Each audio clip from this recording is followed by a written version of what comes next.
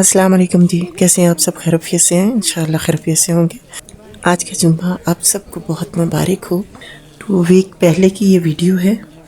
जब मैं मक्का में थी तो जुम्मे की नमाज़ पढ़ने में हरम में जा रही हूँ। अल्लाह ताला का बड़ा एहसान है कि अल्लाह ताला ने मुझे हिम्मत दी, ताकत दी।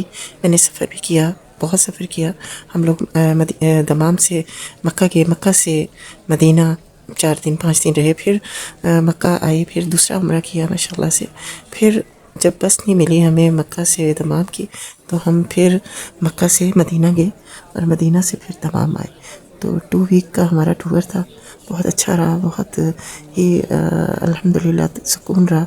और नमाज़ें भी पढ़ी, इबादत भी की, अल्लाह के घर खाना काबा का बहुत दीदार किया, हाथ भी लगाया, जुम्मा भी अल्हम्दुलिल्लाह खाना काबा का متكاملة وترسم نظاما شاملا للبشر وتنقذ الإنسان من غدغة الخسران وتبين وصفته التي ربى النبي صلى الله عليه وآله وسلم تسليما أمته عليها، وهي سورة العصر.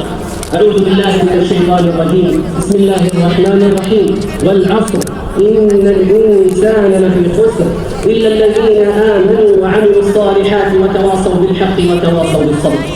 أقسم الخالق سبحانه وتعالى بهذا العصر، ولله أن يحسن بما يشاء من مخلوقاته. أما العباد فليس لهم أن يحسنوا إلا بالله تعالى. فالعصر يا عباد الله هو الدهر، وهو الزمان الذي تقع فيه حركات بني آدم، والمشتمل على الأعاجيب التي تحيط به في زمنه. تقع فيه السراء والضراء، والصحة والمرض، والغنى والفقر، والعز والذل، والطاعة والمعصية، والنوم واليقظة، والغفلة والصحوة، والاجتماع والافتراق، والعمل والكسل، والربح والخسارة، والحياة والموت. فالزمان مركب الإنسان إلى الآخرة، يحمله ويحمل متاعه وبضاعته، وهو مزرعة الأعمال. فكل يوم يمر على الإنسان يقدمه إلى الآخرة، ورأس مال الإنسان عمره. فإذا أضاعوا باللهو واللعب فهو خاسر. فأي خسارة أعظم من حرمانه بمناسبة حقه. كل الناس يغدو كمعتق نفسه أو موبقها، فهو مستودع أعمال العباد خيرها وشرها. فحياة الإنسان إلا أن يصرفها في المعاصي، وذلك أقبح الخسران وأشده، وإلا أن يصرفها في المباحات. فإذا صرفنا في الطاعات فإن مراتب العباد والخشوع متفاوتة. فما من طاعة إلا يمكن القيام بها بصورة أفضل وأكمل. فهو إن كان واضحا إلا أنه يشعر بفوات ربح أكبر فيندم ويشعر بالخسران.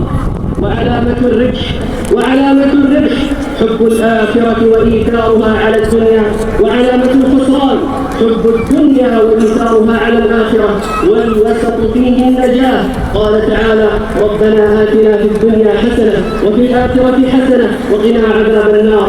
عن أبي موسى الأشعري رضي الله عنه قال: قال رسول الله صلى الله عليه وعلى آله وسلم: من أحب دنياه وضر بآخرته، ومن أحب آخرته وضر بدنياه، فآثروا ما يبقى على ما يحنى.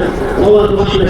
والإنسان منغمس بالخسر إلا من استثنى الله تبارك وتعالى، وهم المتصفون بصفات 4 هي: الإيمان، والعمل الصالح، والتواصي بالحق، والتواصي بالصبر والثبات.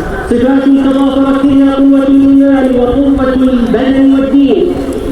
صفات تضافرت فيها قوة الإيمان وقوة البدن والدين والأخلاق، مع قوة العلم وقوة الأدوات المادية، وتضافرت فيها القوة المعنوية والقوة الحسية، فصارت لها القيادة والسيادة والأمر والنهي، فأقامت العدل ونشرت الأمن، وكانت مع الله في كل شؤونها، فكان الله معها في كل أحوالها.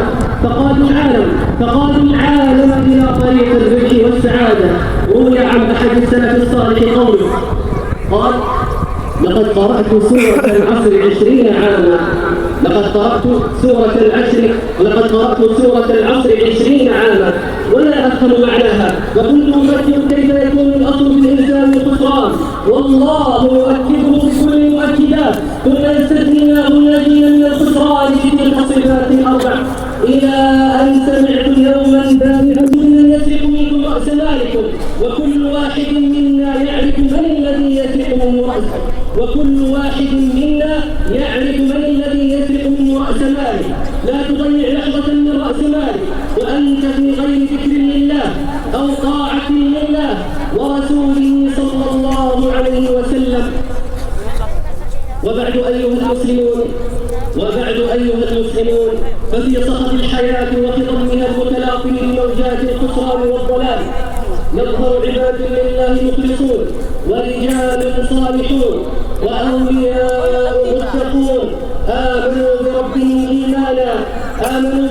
إيمانا حملهم على التقوى والهدى وحبب إليهم الحق وزينه في قلوبهم ورغبهم في العمل الصالح وحال بينهم وبين اتباع الهوى، فكان هذا الإيمان غاية لهم من الشر وقائدا لهم إلى الخير. هؤلاء العباد هم الآمنون إذا فزع الناس، المطمئنون إذا اضطرب الناس، المتمسكون بالحق إذا أعرض عنهم الناس، المتواصون بالصبر إذا افتتن الناس.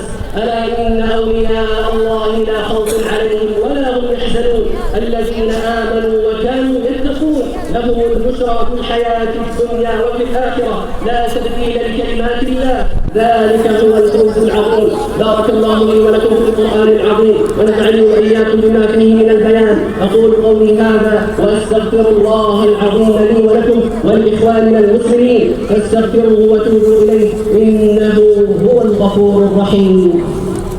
هذه الكلمة المباركة الخفيفة على اللسان الثقيلة في الميزان، وإنا نستغفر السماء علينا مدرارا. اللهم أغثنا اللهم أغثنا اللهم أغثنا، اللهم إنا خلق من خلقك فلا تمنع عنا بذنوبنا فضلك. ربنا تقبل منا إنك أنت السميع العليم وتب علينا إنك أنت التواب الرحيم.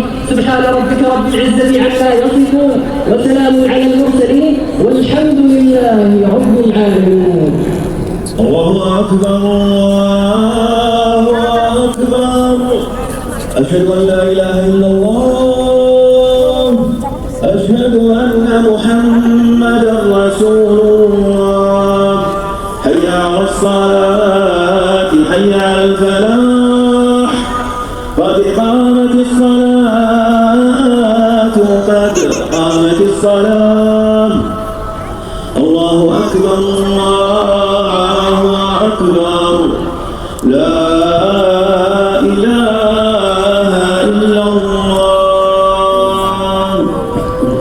استووا أقيموا صفوفكم. الله أكبر. जिधर हमने नमाज़ पढ़ी है ना अभी जुम्मे की, वहाँ आके उधर बैठ रहे हैं। यहाँ पहले सारी आवाम बैठी थी। यहाँ बाहरी जहाँ पे नबी पाक सल्लल्लाहु अलैहि वसल्लम का घर है उसके बाहरी से में इन्होंने यहाँ नमाज के लिए कालीन बिछाए हुए हैं। तो मैं यहीं पे बैठ गई थी और फिर खुतबा सुना, पूरा दुआ सुनी और फिर जमात हुई माशाल्लाह से। उसके बाद फिर मैं घर गई जहाँ पे हमने जन्नतुल माला के पास लिया हुआ था ना रूम। अल्लाह ताला ये सादत सबको नसीब फरमाए, खाना काबा का दीदार सबको नसीब फरमाए और वहाँ का खुतबा सुनना, जुमा पढ़ना, हर नमाज वहाँ पे पढ़ना अल्लाह ताला सबके नसीब में करे इंशाअल्लाह। जिन लोगों ने उम्रा नहीं किया आज तक, वो उम्रे के लिए अल्लाह ताला उनके लिए आसानियाँ पैदा करें और हज के लिए आसानियाँ पैदा करें इंशाअल्लाह। आमीन सुम्मा आमीन या रब्बिल आलमीन।